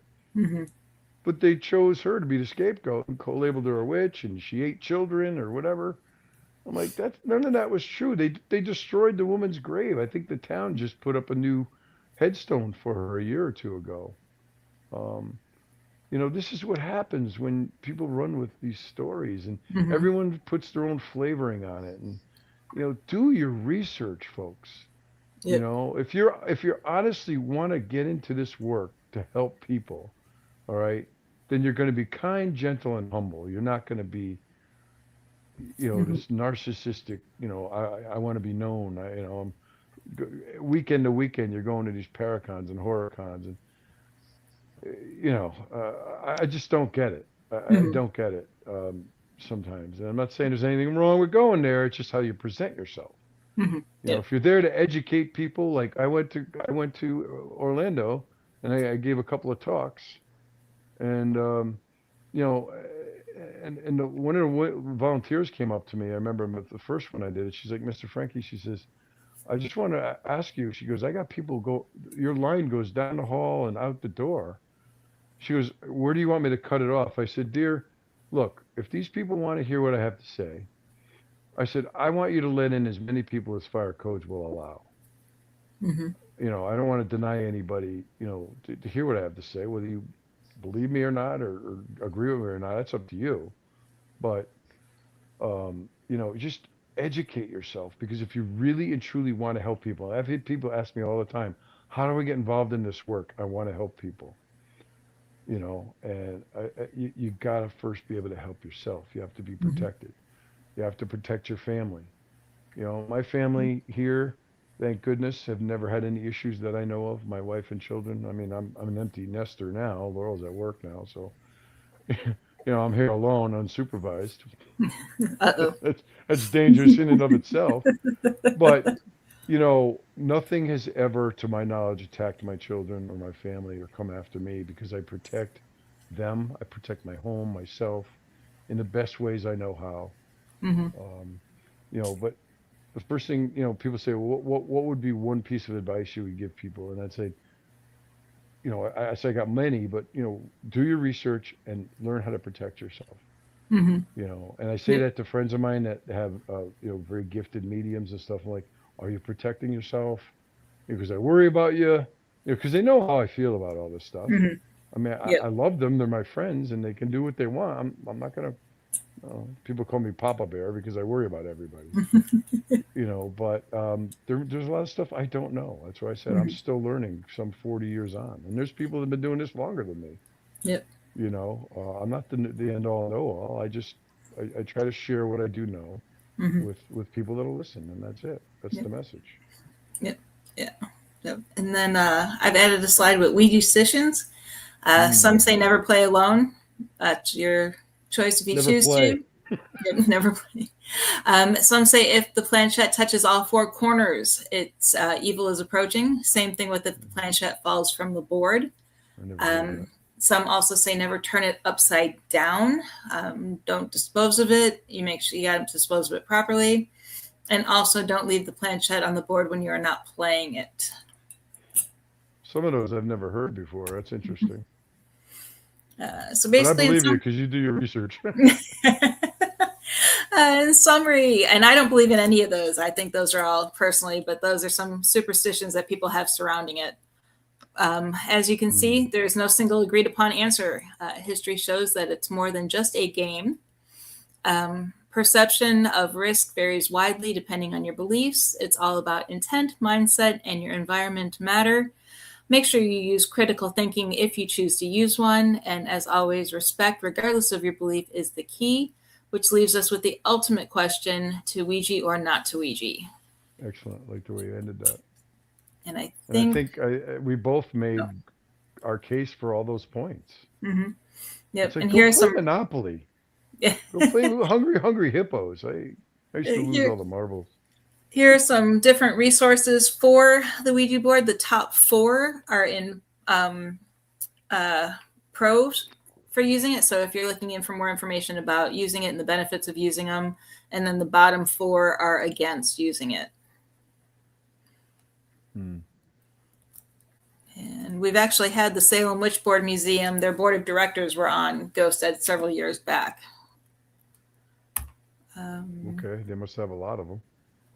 Yeah, they have over, I think, a couple hundred. If I'm not sure what their number was. I'd be interested to know if there's any kind of activity in the museum. I know. I think we asked that, and I don't remember what their answer was. I'll have to pull that back up. I mean, but there could ahead. be. No, I was going to say that I'd be very interested. I haven't heard anything. Yeah, it's in Salem. So next time I get out to Salem, I'll have to check that out. So because we are taking a little bit longer than expected, check out this video. I'm not going to play it now because it is I think it's about a 15-minute video. Are you saying I talk too much? No. I'm sorry, I keep interrupting you. Unleashing Ouijazilla, which is the largest Ouija board that the Salem Museum that did this. So make sure you check out that video. That's very interesting. It shows how they built it, how they created it, and it's actually nope. My goodness, Is that I'm somebody's like, backyard or something? That's pretty. No, cool. they did it at a park. Oh, where kids play? I don't remember. I think it was like a big open field. But Joe, I didn't have any additional things on where people could find you, but I have the warrensociety.org and then the Facebook page for the society. And then on the left, my bad. But you have all the locations on where you can find me. They can get me through the website. They can get me at jfranke@warrensociety.org. Or you can send it, ghost1@comcast.net is my personal email. I don't mind giving that out. Everybody knows it. I'm on Facebook. We have a Warren Society Facebook page. So if anybody needs help or just wants to tell their story, I'm all ears. I talk to people all the time. Usually do Zoom calls or phone calls and just listen to them, give them the best advice I can. And some people take the advice and everything's fine. People are like, I don't know, Joe, I don't know what you did, but it's gone now. I'm like, I didn't do anything. You did. I said, I gave you some tips, some advice. You said you did it, and now it's gone. I guarantee you they probably didn't have a problem. It was all psychological. It's psychosomatic. Stop watching these TV shows. Some of them are very entertaining, but I haven't really seen one that I could honestly say is real. Yep. And I know Tiffany has a lot of questions. Sorry, Tiffany. But real quick, we do have a couple comments and one question. Anton said, I had a board back in the 70s that was sold under Kreshkin's name. Case in point, I've never had anything happen with it, but got rid of it because of the negative publicity around it. Sandra joined us and said, hello, Joe, Tiffany, and Heather. Enjoying the conversation. Ouija board is a big nope for me. So she's on Joe's side. You're a smart lady. Team Joe. And then Ginger asked earlier, I'm sure a lot of people have different definitions for what a demon is. What is your definition? A demon, to me, it's just demons are angels. They're just fallen angels. They rebelled against God. They were cast out of heaven, and they deceive. They lie. Their ultimate goal is to obtain our souls. But like I said, they can only do what God allows. They're on a short leash. Now a lot of things happen where people say, well, God, why would God allow this tragedy? You just had a recent tragedy where there were 8 children killed. I don't know. It's not up to me to question God. Obviously he has his reasons, but demons are things that never walk the earth in human form. They're just diabolic entities that seek the ruin of souls. I hope that answers your question. That's my belief. That's what I've learned. And like you said, they cannot read minds. But if you're sitting there going, come and get me, they may not come on your time. And they're very patient. There's no time or space in the spirit world. 20 years to them is like a flicker. And they could be anywhere at the speed of thought.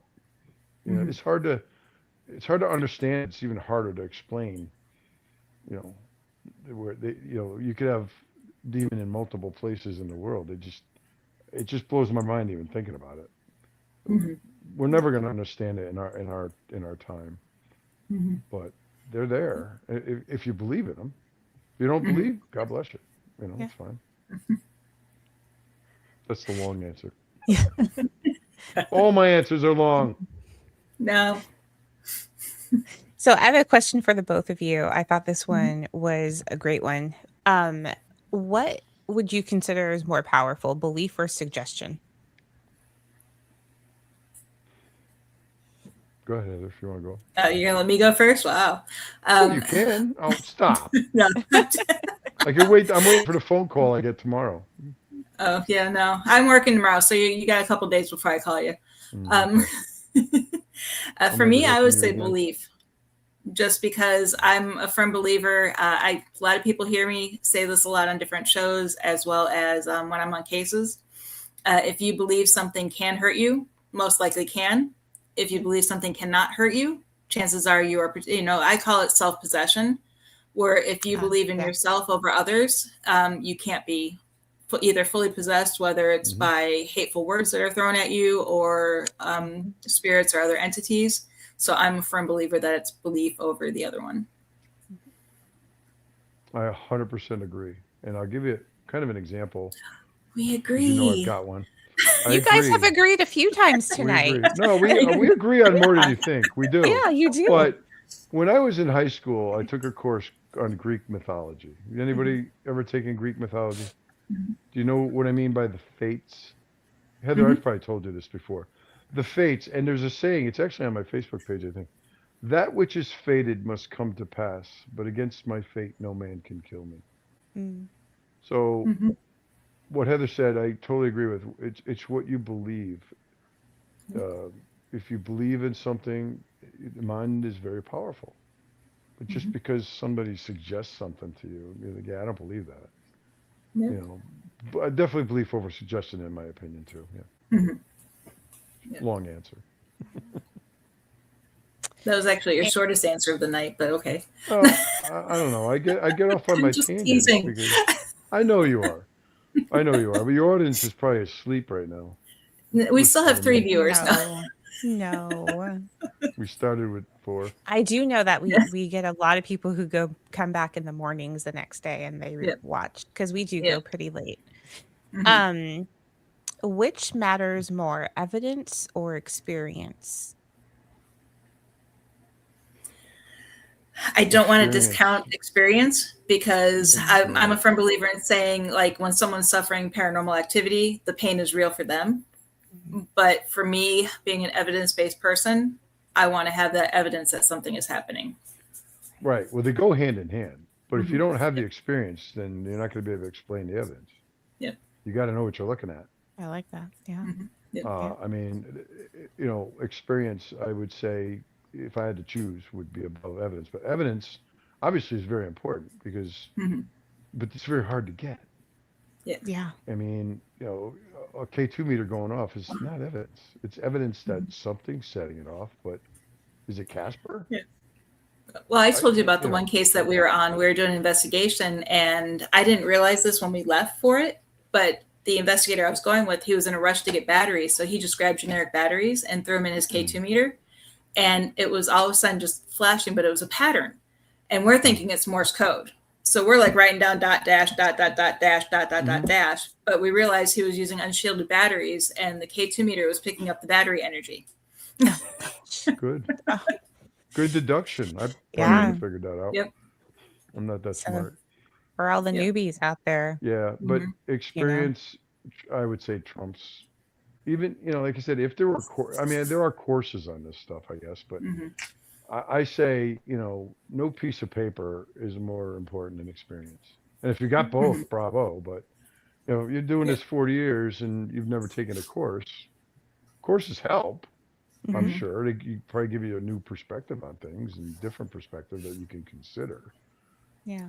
But for me, taking the classes and everything shows that you're willing to learn. Exactly. Yeah. I signed up for them. I signed up for some of them. I know you. I'll get them done eventually. Finish it. I'll get them done eventually. I'm retired now, so I got more. Question I thought from I had more Ginger. time. Since you're talking about objective evidence, do you guys follow Sam Parnia's research? I have heard of him, I actually just heard about him yesterday at work. Someone brought him up to me when we were talking about the presentation for tonight, and I've never looked it up. Yeah, I don't know him. Well, so- let me know when you do, because I've never heard the Yeah, name. Sorry. I'll have to look that up. Thank you for that. We'll look Yeah, it's a into- good question. Yeah. And I like Anton's comment. If you don't have evidence, experience is forgotten. That's a good point. That's very good. It's kind of the chicken or the egg thing. Have you ever had a session that has scared you? This might be more for Heather. Yeah, no, Joe won't use one. No, No? Okay. no. What kind of session? And I don't use them I use the pendulum boards more than the Ouija board. Oh, okay. So, and I've never, and I don't use them as often as people think I would. So I might have a handful of times. Yeah. Yeah. Well, So it's not something that I I'm not turn to gonna every lie. day. It's not. Yeah, I think people get under the impression that like just because of the work we do, we're literally doing it daily, and we're not, you know. So The only time I will bring out the pendulum boards is if I'm on a case and we're trying to, communicate with the spirits. And I'm more comfortable with the pendulum board than the Ouija board, but I consider them both the same thing. My pendulum boards have letters around the outside, numbers on the inside, yes, no, maybe. Same thing a Ouija board has. exactly. The way I feel, and I've said this many times, is if there's something out there with intelligence that wants to communicate, it will.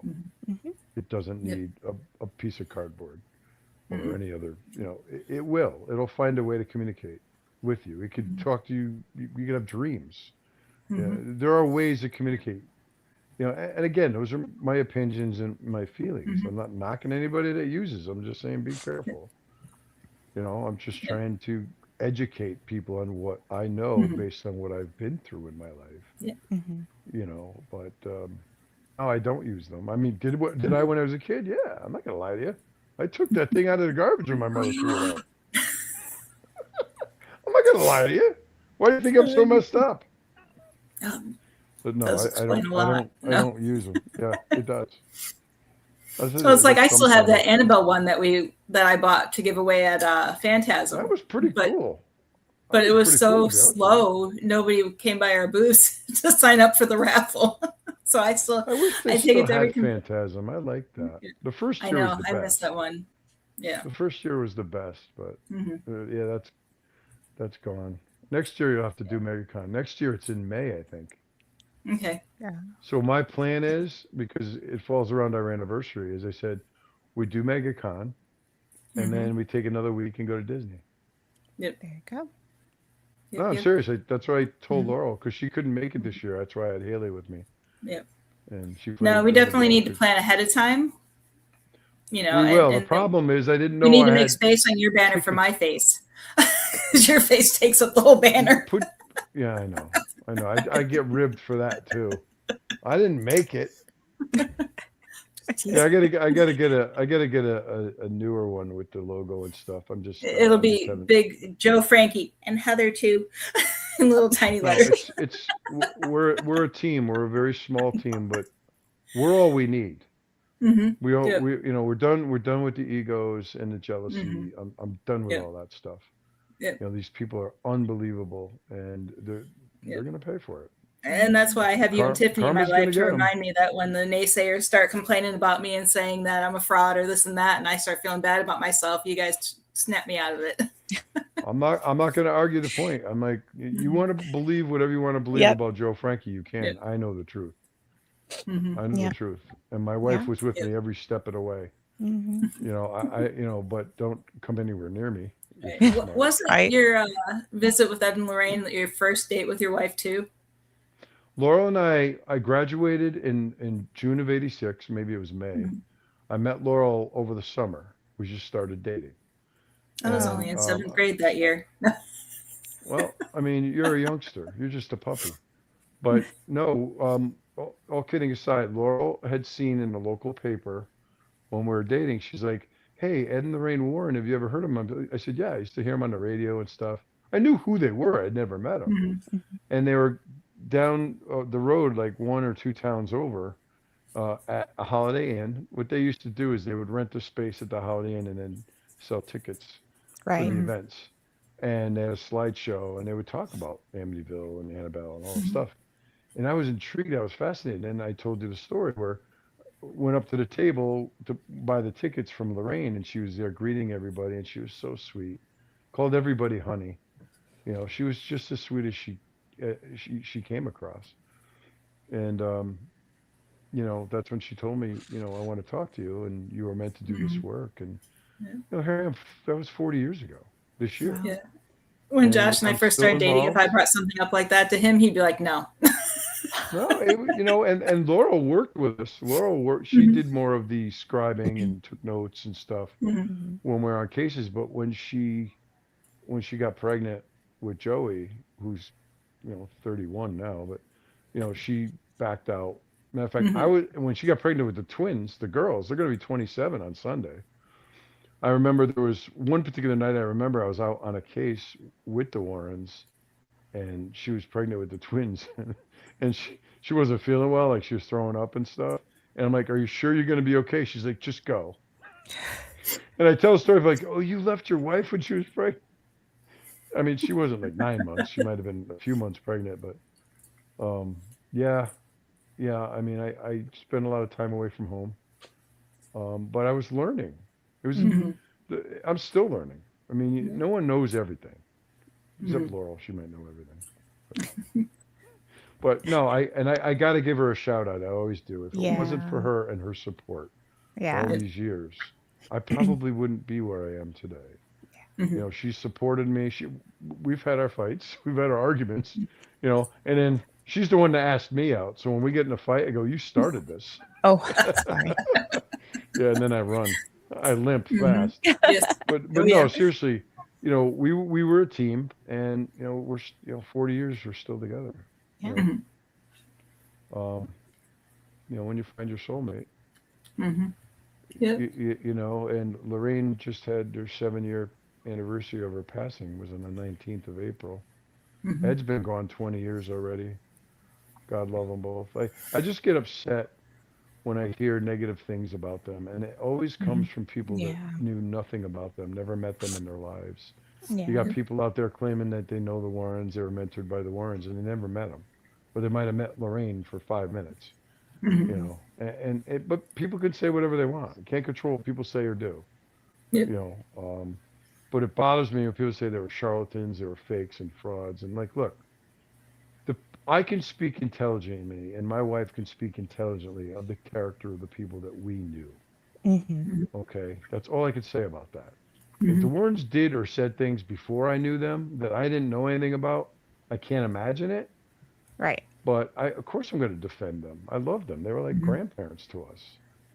And Tony and Judy I've known for 40 years as well. I mean, they're all good people. They have hearts of gold. It's just, why all the negativity and animosity and hatred? I don't understand it. And I still don't understand it. But all it is it's just jealousy. People they're jealous of the fact that they want to be known. And of course, the Warren name has helped me. I'm not going to make any bones about that. And there's others that are still in the work that were in the Warren's group too. Not too many, but there's a few left. But I'm very different from a lot of people because I just want to help people. I don't care. I don't even have my book done yet. I mean, you've been yelling at me that for years. It's not a priority. I want to do it because I want to put my life in writing. But I want to write it. I'm not going to use AI to write it, and I'm not going to make shit up. Some of these people out there writing books, it's 95% fabricated, and they know it. But God bless them. Whatever. I'm not going to mention any names. They know who they are. We have a few more questions. We have a speed round, so you got to make it quick, Joe. I'm all talked out. Heather, you take it from here. It's the first thing that comes to your mind. Okay. Ouija board, tool or toy? Tool. dangerous toy. I don't believe. Look, I can't believe anything that comes from them. Speed round, Joe. Would you Sure. I'll let Heather cut you off. Would you personally use one again? Yes or no? Yes. No. Alone or group setting? Alone. No, I'm not going to use one. So. He's not going to answer. No. Lights on or off? On. Doesn't matter. Is this about Ouija boards or something we're not supposed to be talking about? Hey, this is a family show. No, it's not. Beginner friendly, yes or no? No. Mm-mm. More psychological or paranormal? Psychological. Ooh. Yeah, psychological. There's no evidence of paranormal. Trust the board or trust the participants? Participants. One session or repeated use? Repeated use. None. Skeptic or believer? Skeptical believer. In the board? Mm-hmm. No. In the use of the board. But he won't use it. Well, I'm a believer in what could happen, but that's not the question. Entertainment or investigation? Paratainment. Paratainment. Like we need to coin that phrase. Let's use it more often. I like that. Paratainment. Yeah. That's it. Okay. Anything else you need to add before we leave, Joe? You guys heard enough. What time is it? I don't even know what time it is. We got 3 minutes. Is it 11 o'clock already? Yeah. Almost. Wow. Yep. No, I just want to thank you both for having me on. And Heather, I know it's tough for you because you know how I am. Mm-hmm. But, all kidding aside, I'm just very passionate about what we do. Yeah. Mm-hmm. And I'm very serious about what we do and about the society and keeping the Warren. I wanted the Warren name in the title because I'm honoring my mentors and my friends. Mm-hmm. I love these people. That's why it hurts when I hear the negative things, but people can say whatever they want. They can believe whatever they want. And what I say to people is, look, it's okay to have an opinion. You're entitled to that. Just make sure it's an informed one. Exactly. Yeah. Know what you're talking about before you open your mouth. Yeah. What is it? Mark Twain said that, or Samuel Clemens. It's better to be thought of as a fool than to open your mouth and remove all doubt. Something like that. So, don't read something in a magazine or on the internet about the Warrens that's negative and then believe it, and even worse, start spreading. If you don't like them or their methods, that you're entitled to that opinion. But it hurts people that knew them, that really knew them and loved them, to hear them talked about. And it's, at best, it's disrespectful. Yeah. Because they're both gone now and they can't defend themselves. So people like me will always defend them unless someone could show me overwhelming proof that would convince me. But, I just hope people just be kind. Be kind to one another. It doesn't take a lot. What does it speak to the character of a person that talks negative about somebody else? Yeah. It just, someone that just talks crap about somebody just to trash their name for no reason. I would look at that person and say, what kind of person are you that do that? If you're going to do it in front of the person. Yeah. Say it to their face. Yeah. Yeah. Guarantee you not one of them would do it to me. No, that's one of the things that social media has, Yeah, they're keyboard brought out cowards. in people. That's what I call them. Yeah, They're they just cowards. like to hide behind a screen or a keyboard. Yeah. Anything I'll else, give 'em a Tiffany, hug before we anyway. go? No, that's it. No? Okay. I don't have So anything. the only other thing I need to bring up is join us next week. We have Kevin Quills. I pronounce his name wrong every time, but he is coming to join us on a presentation on creating a safe zone for experiencers seeking mental health support. We've had him on the show in the past with some great presentations, so I'm looking forward to having him back again to bring a new one that he has just created for us. So thank you everyone for watching. Thank you again, Joe, for joining us. It was great to have you. God bless you both. I appreciate it. Thank you. Really yep. And I will definitely be talking to you this weekend. I'll be around. Maybe not Sunday. The girl's birthday is Sunday. Okay. Sounds good. I'll try Saturday. What do I do? I'm retired. Everyone, Tiffany, have a great I want to night. hear more from you, Tiffany. Oh, you'll hear more from me. Don't worry. No, please call me anytime. You got my number, right? I do. Yeah. You can call me. I know. I'll talk your ear off, but you can call me. I just ruined any chance of ever getting invited back. You're funny. No way. Let the hate mail commence. We'll make sure we share his email so you can send the hate mail to Joe whenever you want to. Hi, Anton.